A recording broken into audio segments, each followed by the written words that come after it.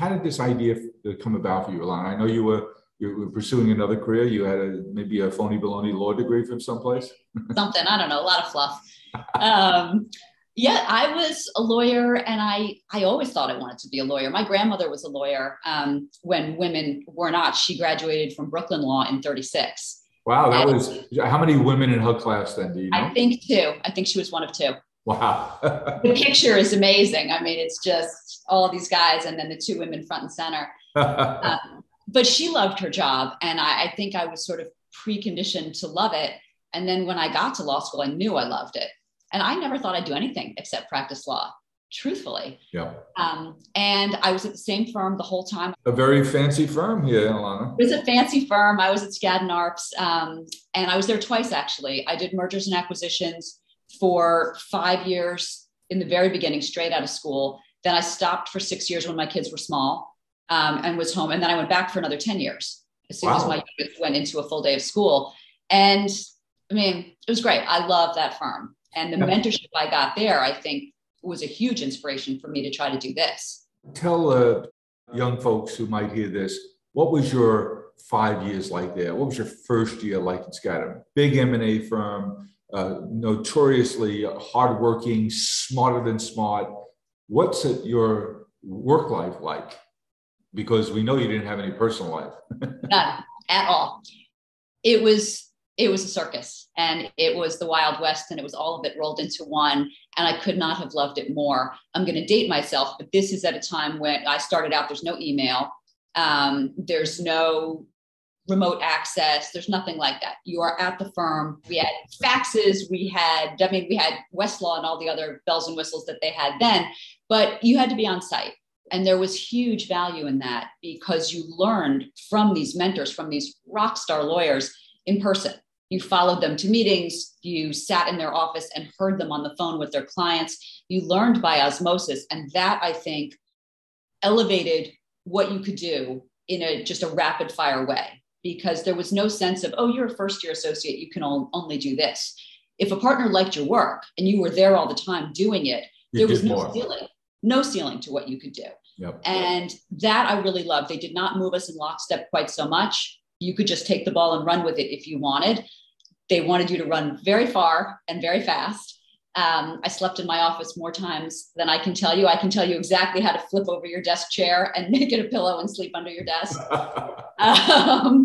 All the time. I lived a block from the firm, which was very good advice that my father had given me because he knew a little bit what my hours would be like. Yep. And I can't imagine what my doorman thought I did for a living, because I would come home at 3 a.m, shower, change, go back.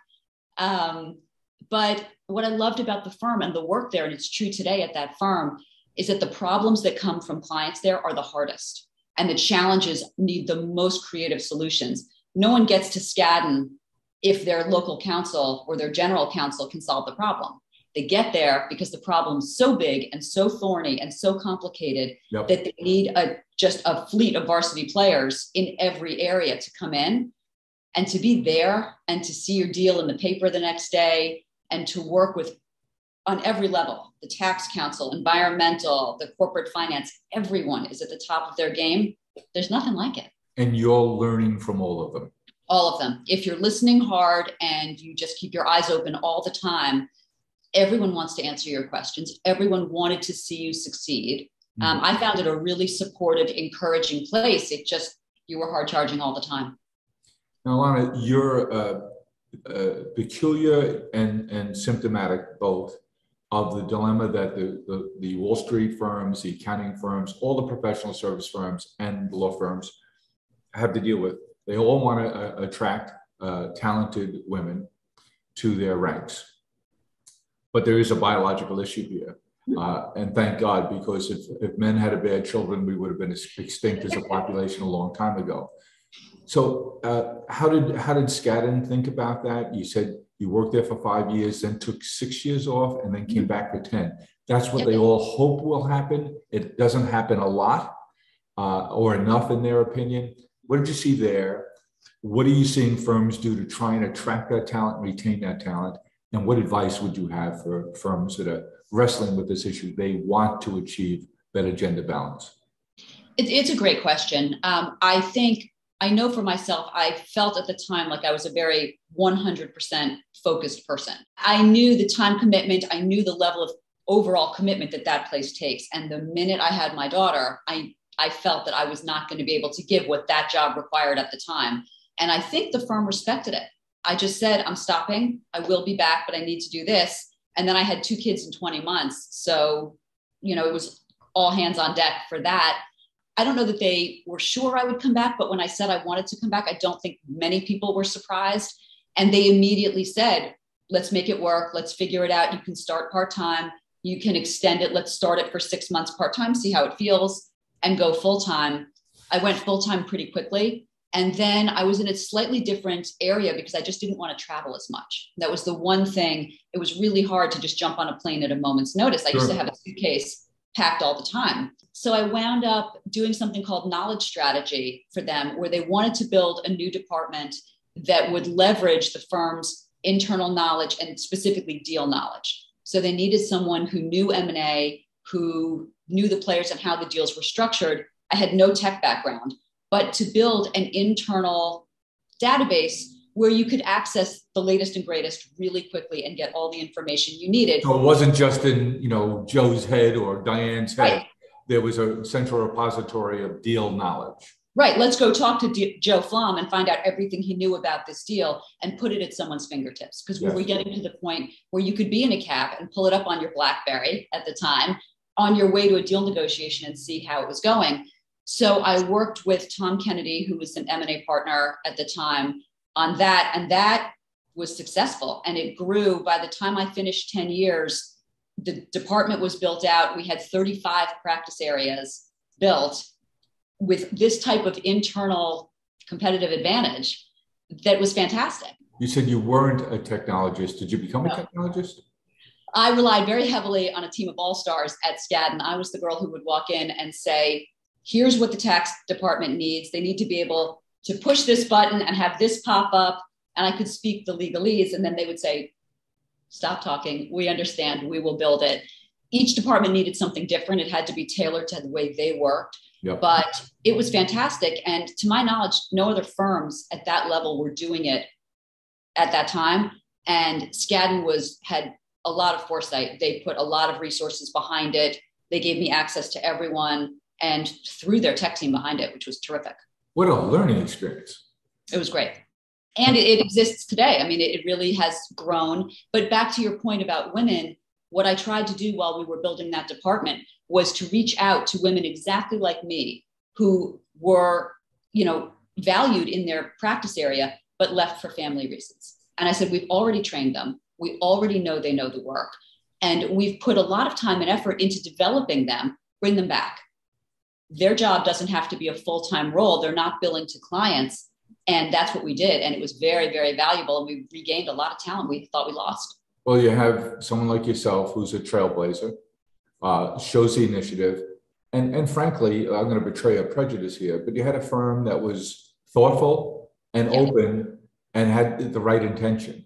And, when I say betray a prejudice, my prejudice is that business and the business community, including all the professional services, are the real social change agents that make things happen. And when a big firm like Skadden or the accounting firms, the consulting firms, EY is a trailblazer, when they get it into mind that this is what they want to do because it's the right thing to do and it's going to happen, it happens. I could not agree more. And yet, for some strange reason, they're still pillared for being, capitalist and only interested in money. And the evidence is right in front of us that real social change happens because the business community adopts it, not because they're told they have to, but because some inspired leader says, this is the right thing to do and we're going to do it. I couldn't agree more. I think it's very easy just to see the downside, to see, they just work you to death and that's it and no one's listening.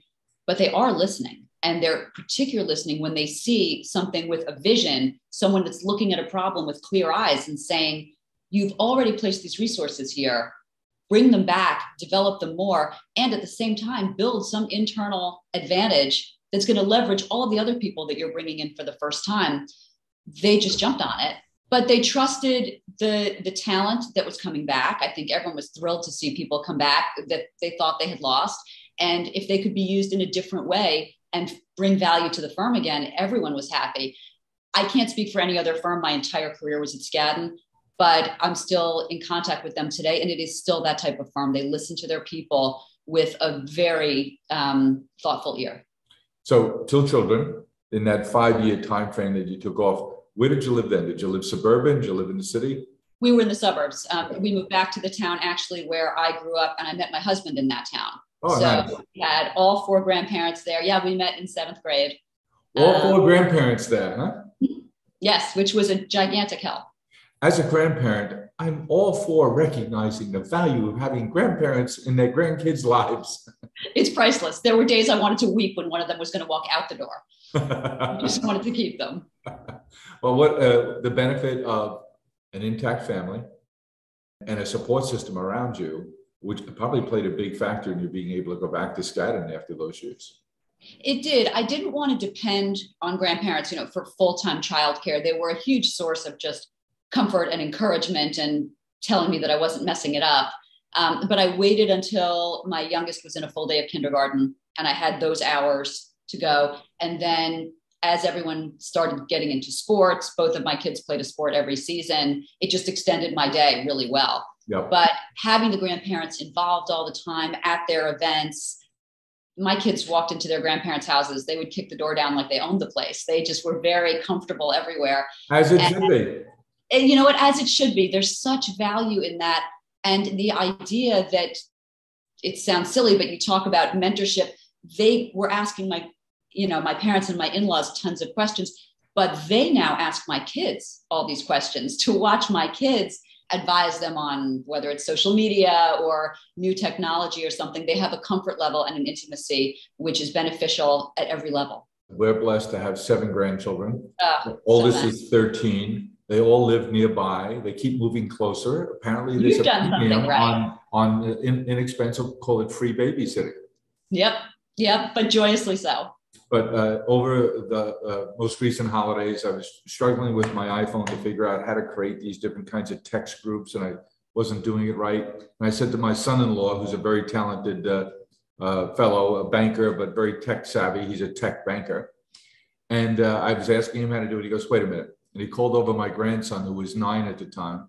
He asked, his name is Liam. Liam, did you know how to do this? 9-year-old, you just do this, Papa. You move this here, Papa. See, click on this. I've been asking my tech support team in the office to help on this for a few months, and no one could quite figure it out. My 9-year-old grandson did it in a flash. Yeah, I feel it. Digital is different, right? Exactly, it is. But you know what? What a great experience, and I feel like you've got a future intern right there. Well, toward that, my grandkids, we have a summer house east in Long Island, so the family's together a lot in the summertime, especially on weekends, and I wouldn't have it any other way. Full house, noise, confusion, big barbecue situation going on a lot.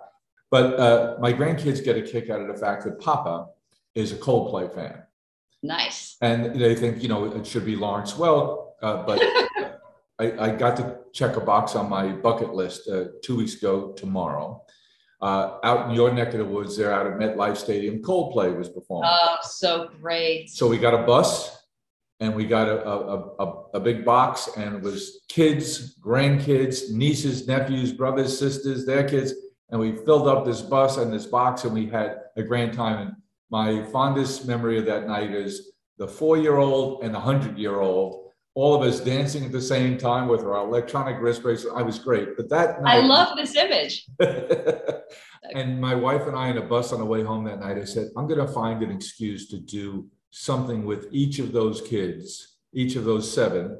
I want to do something one-on-one with them over the summer, whatever they'd like to do. And I asked my 13-year-old, the oldest, her name is Abby, I said, what would you like to do? I'd like to go to the office with you for the day. Really? So now we enter your world. Music to my ears. We also have a charity called Smile Farms, which we started about 6 years ago. Everyone in the family is involved, nieces, nephews, everyone has a job to do. And the grandkids are now getting involved. So we just did a golf outing. The grandkids, some of them were allowed to take a half a day off from school. So they worked the check-in desk. Yes. And this is not just my grandkids, but my brothers and sisters' kids too. Everyone has a job. And the oldest, Abby, she was presenting the awards to the different honorees at the dinner. And I was amazed at the poise she had up at the microphone and how comfortable she was.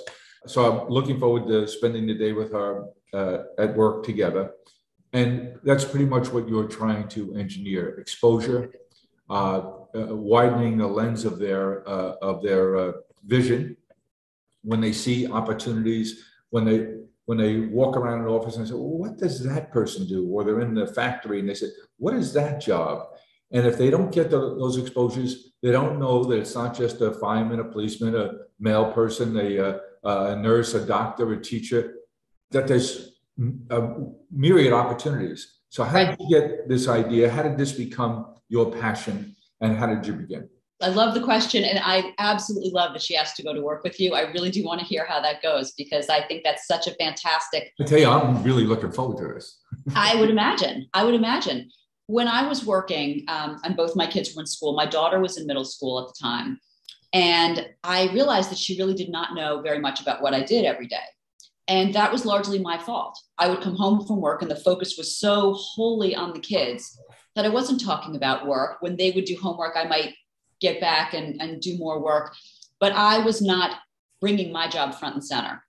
And that bothered me a little bit, but it's not as if mergers and acquisitions is so easily accessible to a middle schooler to start with. What bothered me more was, as I got into it, she didn't know what a lot of my friends did. And I had this network of female friends with phenomenal jobs. You know, they were running fashion houses or surgical floors or working at a hedge fund and running public companies. And she would say, oh, that's your friend from book club. And I would say, well, she's anchoring the news right now. You know, she's doing more than being part of my book club. But I started to ask my friends, and our girls did not know what we were doing every day. But let me stop you there. The fact that you had a book club and that your daughter knew that, and that you gathered with other professional women, and that community was really important to you.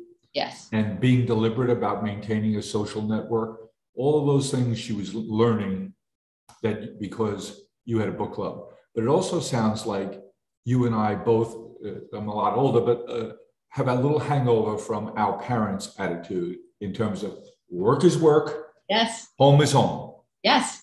That's blown up. It is. That's very true. And certainly during COVID, right, where girls sat at the kitchen table next to their mothers and watched them do their job. That was a really interesting dynamic, because while women were meeting the moment during COVID and working, girls were meeting their mentors in a whole new way because they were watching their mothers side by side. I mean, that's a separate issue, but I find it fascinating. So I just thought to myself, this is a bad problem, but it's easy to fix. And I thought I would get a bunch of my friends together and we would just have our girls come and ask us questions about our job. What would you like to know about any of our jobs? And I had planned this sort of one-day girls summit, but I could not get all of these friends on the same back porch on the same day at the same time, just with our schedules. So I tabled that and I just started taking my daughter to meet these women where they worked for little 15-minute lunches. Very quick, but let's go see what it's like to work where she works. Let's go see what it's like behind the scenes at her job. Let's go sit in a boardroom for 5 minutes. And my daughter loved it. And if you ask her today, she would say, especially the hospital visits, the things like that really did inspire her. And I would stay in the background. I would say, this is your meeting. Ask your questions. And they didn't speak down to her and they didn't give her platitudes. Oh, follow your dreams, believe in your passions. They were very granular with their advice, which I love. Whatever you're passionate about. Right. Which is terrific, but she's 12 and she doesn't know. And so and I thought that was really helpful at the time. But as I started to get into it and think about it more and think about retiring from Skadden, I left in 2014. As I started to really think about doing more with mentorship and what would be next, I got into the data. And that's really where the girls and the age started to hit me. You know, you're reading research that says that by age 14, girls' confidence can drop by up to 30%. That by age 14, girls are dropping their sports at twice the rate of boys. They stop defining themselves as really, really smart right around that age. So why is that? There could be a million reasons. It could be related to social media. It could just be for the first time, the competition's getting a little steeper and they don't necessarily want to try out for that next soccer team in front of the bigger girls. They don't want to raise their hand in math or science because they're nervous about making a mistake. And I started to think, what if you took that girl and put her in front of the right mentor at exactly the right time? What if we don't have to wait till college or our first job to have a mentor? What if you introduce that girl to someone who says, oh, I hated raising my hand in math, but then I got over it when I was your age, and now I work at Google and I'm an engineer, come meet my team. What if you took the girl who was about to quit soccer and introduced her to someone who said, I felt the same way, but I stuck with it and I stayed in my cleats and I played in college and now I'm training for the Olympics? What if you put the girl in front of the right person at the right time and they took her seriously? It doesn't have to be a lifetime of mentorship. It could be a mentor moment. But I don't know if it closes the confidence gap. I think it narrows it significantly. And so I started by saying, I'm just going to build a website. I had a little experience doing it at Skadden.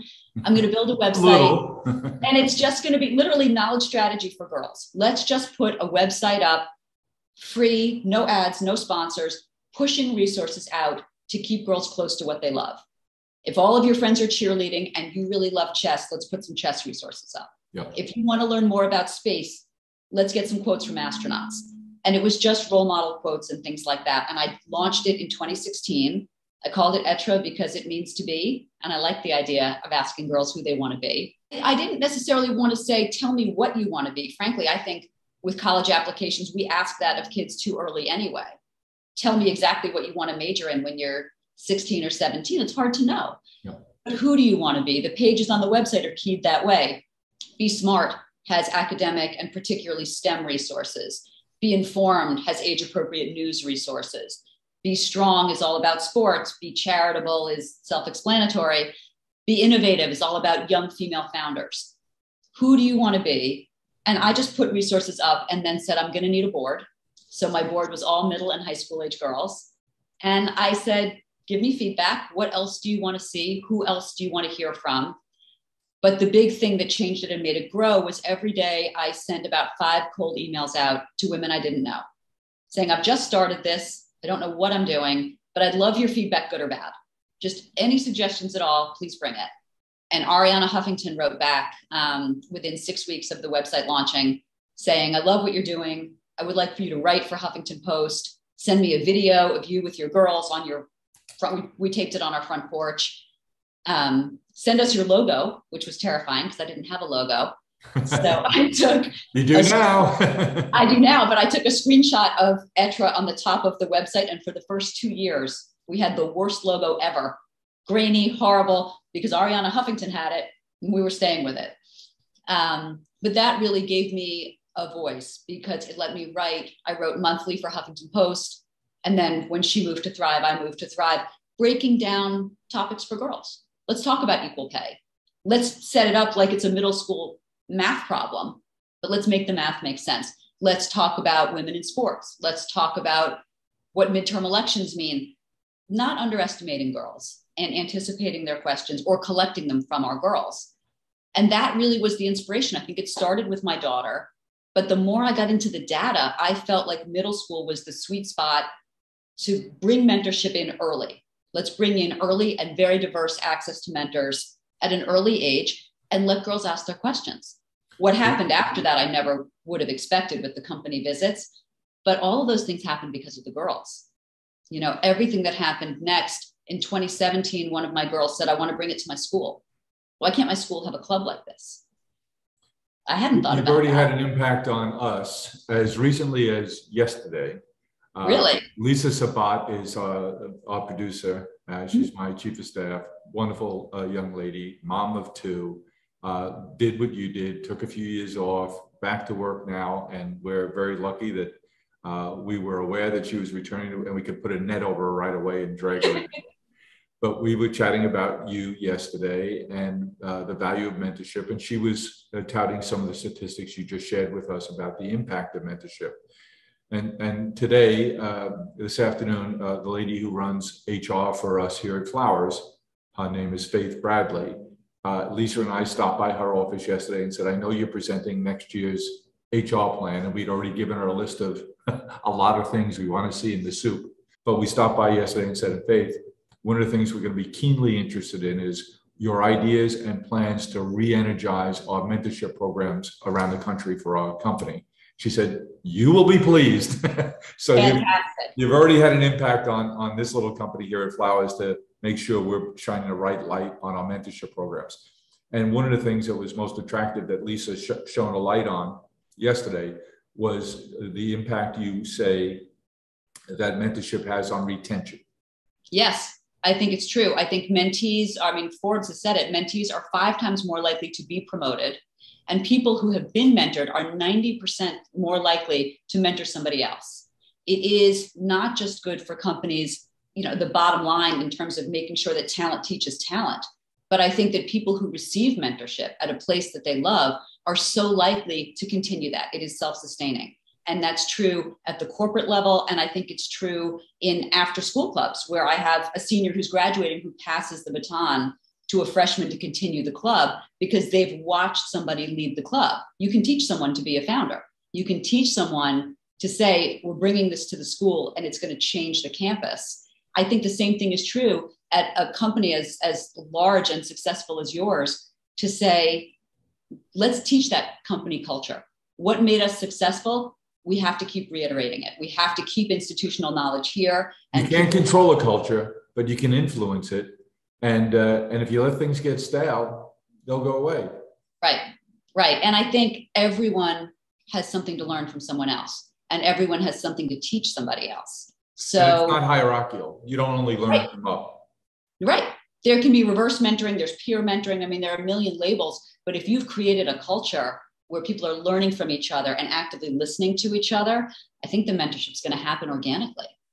So you're smart, you're driven, you're conscious of opportunity around you. You realize how fortunate you've been in your life and the wonderful gifts that you've had in terms of family and opportunity. How did this idea become, is it a business? It is a business. It is not a nonprofit. When I incorporated it in 2015, I really struggled with the entity choice. The lawyer hat was on. Yep. I think I just didn't know what it was going to be. And so I wanted more flexibility. So it is, it's a B Corp. It's a benefit LLC. So the social mission of educating and mentoring girls is built into the charter. Mm-hmm. Right now, I'm still self-funded right now. I am getting opportunities where people would like to sponsor, and I just haven't made that move yet. I feel like I'll know it when I see it. But I like that you did it that way and not, look, I'm involved with a lot of not-for-profits, and I think that in-between world that you live in is one that needs to be invested in. And not-for-profits is just a different tax structure. So right. I think that new in-between area that you're seeing a little bit more of that you're in is a wonderful opportunity. Where would you generate revenue? Well, right now, honestly, the books. I mean, this is my second book, and every dollar that goes into the books. You mean this little there thing? It is. Thank you. The Epic Mentor Guide. Yes. It came out March 15th, so it's still sort of a baby book. But it's a launch.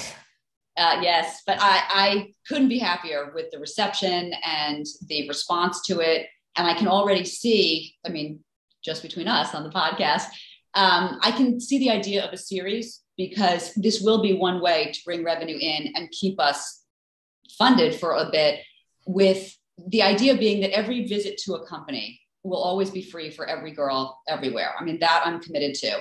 So when we first started and I was busing girls in from New Jersey, I was still in New Jersey, and I would get a bus and we would stop in Ridgewood and Hackensack and Jersey City and pick girls up and go into these companies and bring them back. Never a cost. I do not want anyone's zip code to dictate the access that they have to a mentor. It's just too important. But it clearly is a factor. Well, it's a factor in that, someone might say, oh, I have a family friend that could get me into that company anyway. But if I'm bringing a busload of girls from a million different schools, the relationships that they form on that bus, the networking that they do together, they're all asking the same questions. I mean, that's what's staggering. All of these girls want to know, how do you get an internship at SpaceX? They all want to know how to network on TikTok or get their art seen at Pixar. And so part of the book, when we couldn't go into companies, was to collect all their questions and ask those women at those companies how to do it. But they should have the same access. And girls everywhere are asking exactly the same questions about the work world. A lot of the lessons that I learned, and I'll ask you for an anecdote about those relationships that form on the bus. The 13-year, 14-year-old that's sitting next to the 16-year-old, and the 16-year-old tells her, hey, don't be putting that crap on TikTok. That stuff's going to be with you forever.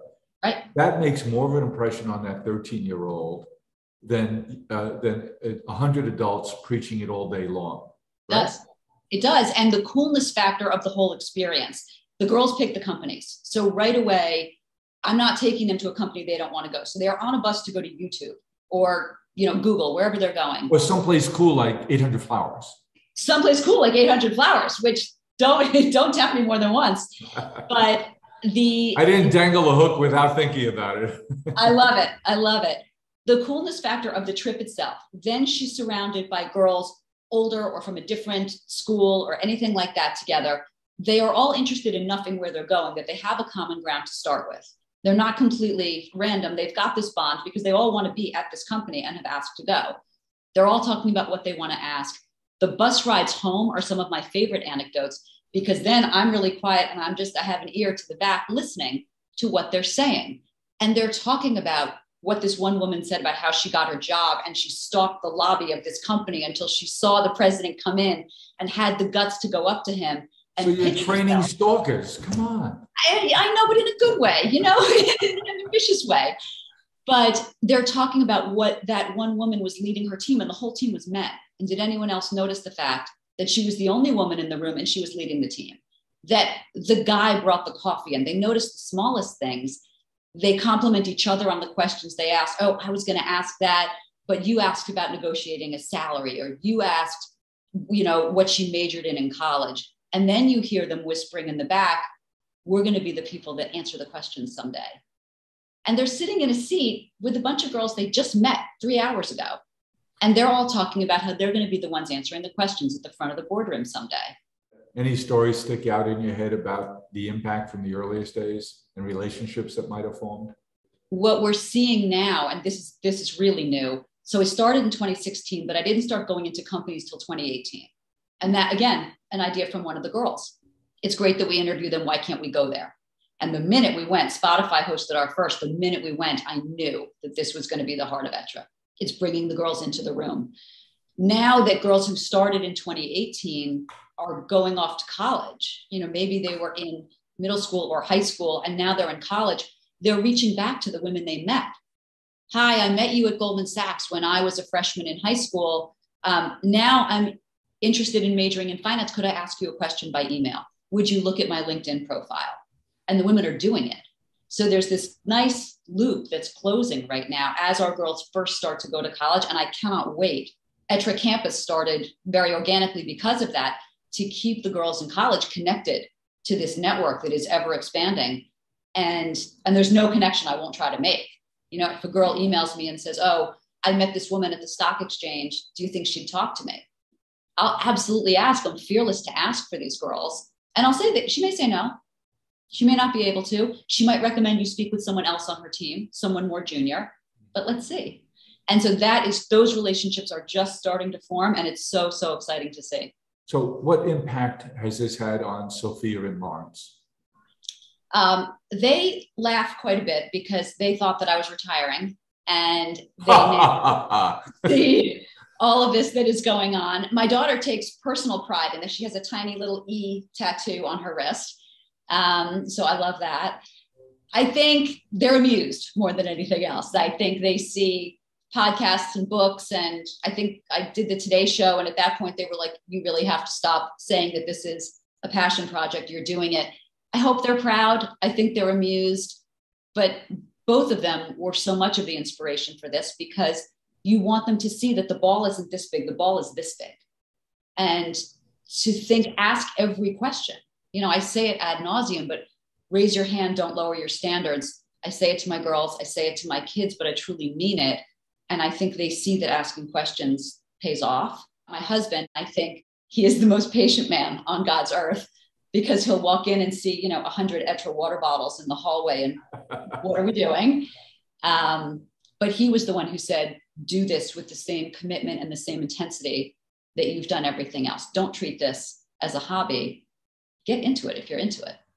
And I was really grateful for that. Sounds like a pretty good mentor. He is the best. He is the top of my list. My first phone call always. So when you and I connect again a year from now, what checks do you want on your to-do list? Ooh, that's such a good question. I want to scale this, and I feel like schools might be the way to do it. We have after-school clubs in the US and now India and South Korea for the first time this year. And I feel like schools are a natural way to scale it because you can bring incredible female mentors into a school. You can mine the mom population. There are moms with amazing jobs who, like me, could not have been a school mom, but would certainly come in for a day and talk about their job. And maybe those moms who are organizing this on your behalf are learning a great deal from the experience too. I do hope. So I think I want to scale. I recognize that I need to get serious with a business plan. I see the irony in the fact that an M&A lawyer did not go into this with a finished, formalized business plan. I see it. But it's time. We're growing quickly. We're 6. It's time to actually know who we are and take advantage of some of these companies who are saying, let us know how we can help. Is there an opportunity for you to from the revenue side of things, to package, but how to develop a mentorship attitude and a mentorship program in their companies that would have several layers to it? Yes. That's something that companies, are all spending more than they ever thought they would on the human capital, the human talent development functions, and having a mentorship program. You've ticked off a dozen benefits for a company to have one, and of several different stripes. So I wonder if there is an opportunity for a company to say, hey, I could go hire Etre and I'll get a kit, a package, and they'll help me get this going. Yeah, that's a very good investment. I do think so. And I like the way that you've just described it. I think the idea of a full package with, levels to choose from. And then another level, when this is just starting too, is that companies have been coming to us saying, could we have 10 girls to be a focus group? Fully confidential, but we are rolling something out and we'd like some unvarnished, ruthless opinions. And that has happened with us a few times now. And I would love to see it happen more because the girls feel really heard. They are, I'm not joking, ruthless with their advice. If they don't like something or they don't see the point, they will say it. They have great suggestions, but they love being involved, particularly with brands that already have alignment for them. They already have some brand affinity. They already use the product or love the brand. They love having their opinions asked. And so I think, particularly for brands in that tween, teen, young professional space, I'd love to see the girls put forward more and be useful to a company. You remind me, some years ago, my niece, my brother Chris is the CEO of Flowers and has been for the last, coming up on 6 years. I'm the chairman now. And his daughter, his youngest, was maybe 12 or 13. And we were over his house for some function, graduation or something. And his daughter got in my ear. Her name is Devin. His daughter got in my ear about products that we don't have, that we should have, that she would use for gifting to her friends. So I said, wow, geez, I got an earful from Devin, and she's a quiet, terrific kid. She's now works for Special Olympics worldwide. And so I said to my brother at the end of the night, I said, would it be interesting to put a group of young people like that together and use them as a focus group? And we did. And we had boys and girls. And I'll tell you though, boys and girls are different at that age. The boys were impossible to corral. Right. Couldn't get them to pay attention and smacking one another in the head. And the girls were dead serious. Yeah. Some of them had done their field work. They'd gone out to the mall and were shopping around, brought in pictures of what they were thinking. And if this product was a little different, this is something that I would use to express myself to someone else my age. And I would like to personalize it in this way. And it was terrific. Well, the boys dropped out and we continued for about 3 years with that same cohort of young women. Fantastic. And it was really energizing for our merchants and our marketing leadership they all wanted to get in with this group. When they came, they were so serious, and they did homework, and they brought, show and tell in. It was just, and I can think of a couple of products that are in online now that were inspired by those interactions. So I just made a note to re-energize that activity, and maybe I love it. It's beneficial to the company, and it's truly beneficial to the girls. I have some moms, if the girl is young and she's putting her on the bus or she's delivering her to me, and they'll say, she's so excited to see this company, but she probably won't say anything. She's super shy. She doesn't know these girls. Just let her just experience it, but don't. And what happens? That is always the girl with her hand up the entire board meeting, spinning around in her board chair with 1,000 questions, and her voice is raised because someone, not me, not her mom, but a female executive is looking her dead in the eye saying, this is your meeting. What questions do you have for me? And that girl's hand is up the entire hour. And it's so interesting to see. I think giving girls access, not just to leadership, but to opportunities to be heard and have her opinions be valued. I'm not telling them what to say one way or the other. I'm not saying, oh, I hope you really like their product. Tell her what you think. Be thoughtful. Don't be reactive. Listen first. Lots of those skills that you want to see in young professionals as they come into a job. I don't think it's too early, if it's an area that the girls like, to start thinking about that. Well, Illana, I so appreciate the opportunity to meet you, get to know you, read your book, and to learn all about the things you're doing. The book, again, is the Epic Mentor Guide, and what you're doing at Etre is just amazing. And you gave me so many ideas that for the rest of the day, and certainly for the next week or two, I'll be driving people crazy around here with ideas that came from our discussion. So it's so nice to meet you. Your personal story, your family story, your professional path, and now this exciting project that you've initiated here and making it into something amazing. And I can't wait to check back in with you over time and see how this develops, because I'm sure it will. And the amount of impact you're having on people's lives is almost incalculable, but I bet you'll figure out a way to calculate it. I'm honored to be here. Honestly, thank you so much. I love your book. I love the podcast. I love that you've talked about mentorship with other guests.